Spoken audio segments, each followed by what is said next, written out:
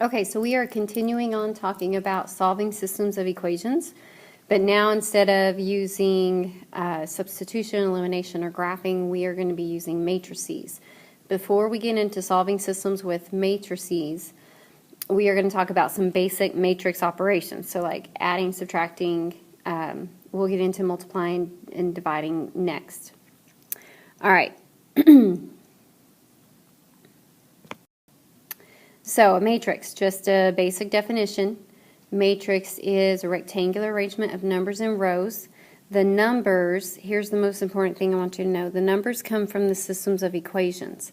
The numbers are actually the coefficients in your system. So the numbers in front of the x and y. All right, dimensions, we're going to be talking a lot about dimensions.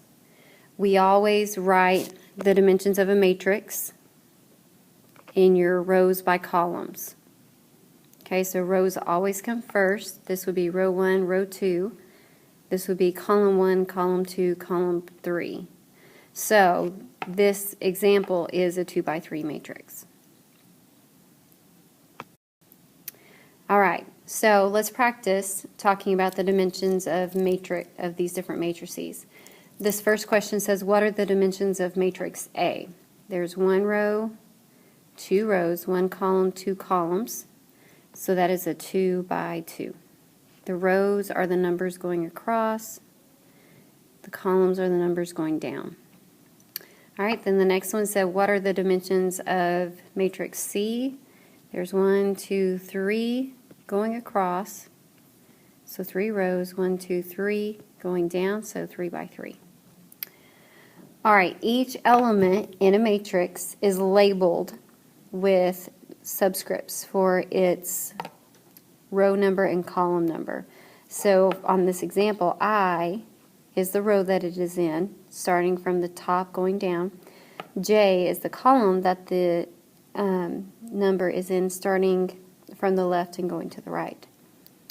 Okay, so for example, A21, going back to, let's erase this mess, going back to matrix A, A21 would be row 2, so that's this row. Column 1 would be this column, and the number in the second row in the first column is -1. And the number in, for the second part of that example, row 1, column 2 would be 0. Okay, so let's look at these examples. It says, what is element B23? So I got to go to the matrix labeled B. 2 would be, whoops, there. And then column 3 would be here. So that would be +8. All right, and then C31 would be row 3, column 1, so 8. And then C23 would be row 2, column 3, which would be -6. All right, pretty easy. All right, there are some special matrices. There's a row matrix, which only has 1 row. There's a column matrix, which only has 1 column. A square matrix, which we just looked at some of those, has the same number of rows and columns. So for example, a 2 by 2 or a 3 by 3. Zero matrix, or the identity matrix, this is going back to first day we took notes in class talking about the identity function. The zero matrix for addition has all zeros in it, because if you add it to any matrix, you're going to get the same number. We'll come back to that a little bit later. The unit matrix, or the identity matrix for multiplication, it looks like this. It has 1s in the diagonal starting in the upper left to lower right, and then zeros everywhere else. So that would be a 2 by 2. You could have a 3 by 3 also, which would look like this. It's the identity matrix for multiplication, and we'll talk about that more in detail later. Okay, so adding and subtracting matrices. To add or subtract two matrices, you have to add corresponding elements. So you can see on my notes, if I've got a 2 by 2, I'm going to add the column in row 1, column 1 with the element E in row 1, column 1 of the second matrix to get the sum. Now the only way you can add or subtract matrices is if they have the same dimensions. So for example, these are both 2 by 2s, so I can add them. And these are both 2 by 2, so I can subtract them. But I can't do that if they don't have the same dimensions. Alright, scalar multiplication is just when you multiply by a real number. It's called a scalar. And in order to do that, all you do is like distributing. You're going to distribute your 2 to every single number in here. Okay, so that would be 2 times 4 is 8, then negative 2, then 10, then 0, then 12, then 6.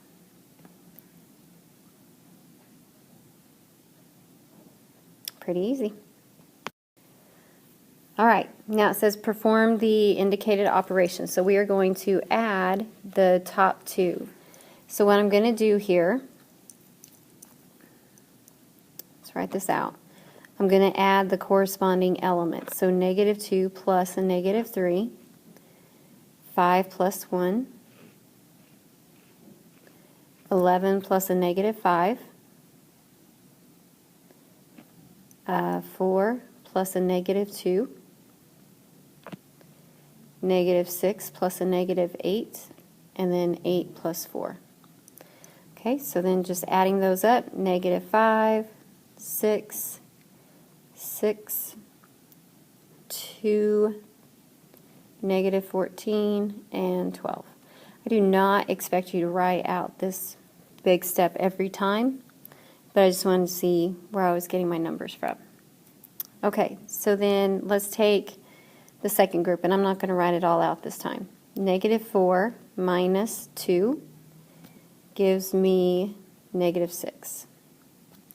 0 minus 2 gives me a negative 2. Oops. 7 minus a negative 3 minus a negative would be plus positive, which would then be 11. Negative 2 minus 0 is negative 2. Then negative 3 minus 5 would be negative 8. Then 1 minus a negative 17 minus a negative would turn to plus positive, so positive 18. And that's my answer. All right.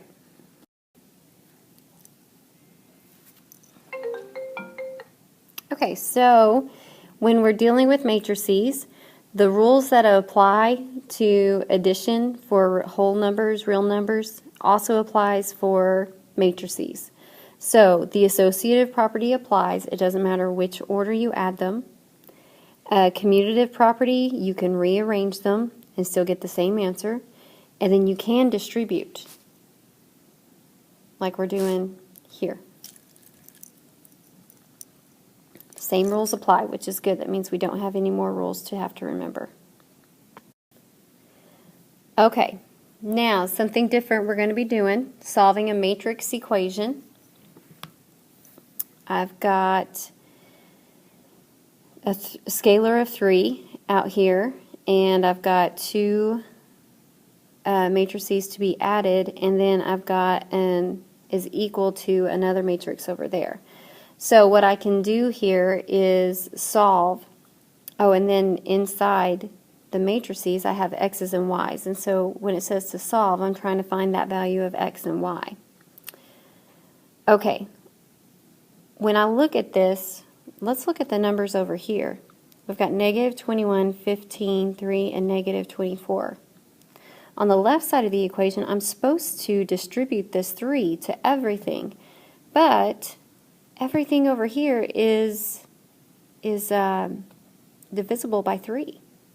So rather than distributing the 3, I want to work smarter and not harder and get rid of that 3. I can get rid of the 3 by multiplying both sides of my equation. This is still legal. Can still do this just like I would any other time, by 1/3. And then that cancels out my 3 that I would have to distribute. And over here, I just need to distribute the 1/3 to all the items in my matrix. So negative 21 times a third would be negative 7.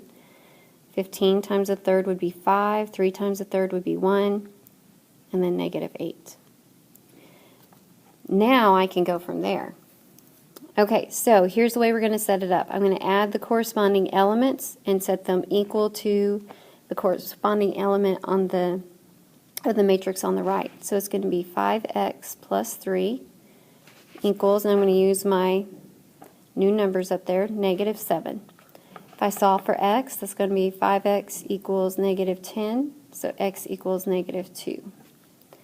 Now the only other ones I need to add are these two, the negative 4 and the negative y. That way I can solve for y. So it's going to be negative 4 plus a negative y equals negative 8 is the number in the same position on the right side of the equal sign. So that's negative 4 minus y equals negative 8. Negative y equals negative 4. So y equals a positive 4. Now these aren't necessarily an ordered pair, so we're not going to write them as one. We'll just keep them separate. Okay, and here's just a little bit of extra practice for you in case you need it.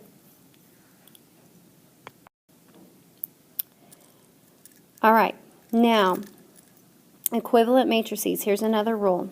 We've got corresponding elements can be set equal to each other and solve. So we can solve for x, y, and z. All right, so I've got the element on the top row. I can set those equal to each other. I've got 2x equals y, and then I can set the bottom equation equal to each other.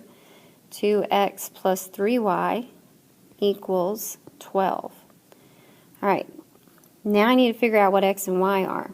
Here's what I'm thinking. Since I've got y is equal to 2 times x, I can substitute that in for y over here. So it's going to be 2x plus 3 times 2x equals 12. So 2x plus 6x equals 12. So 8x equals 12. So x equals 12 over 8, which can be reduced down to 3 over 2.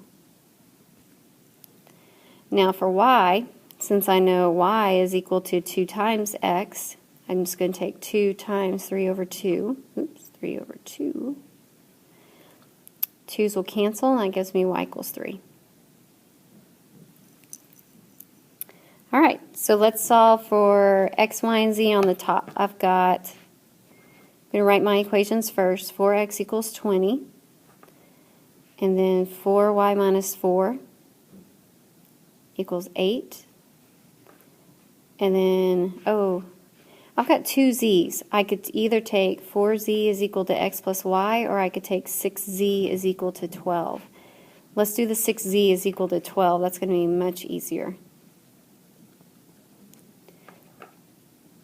Okay, so if I solve for x, x is 5. If I solve for y, 4y equals 12, so y equals 3. And then if I solve for z, z equals 2.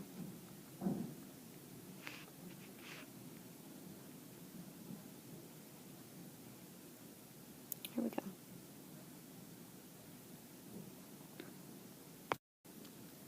Okay, so a little bit of extra practice. Okay, so journal assignment.